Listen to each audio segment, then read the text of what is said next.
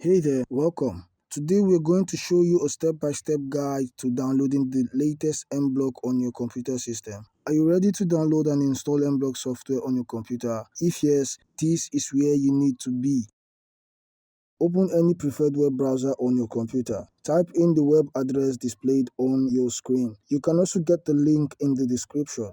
Press enter. This will take you to the MBlock website where you can download the software. The download page consists of different versions with which MBlock can work. For the sake of this video, we will be focusing on the MBlock PC version.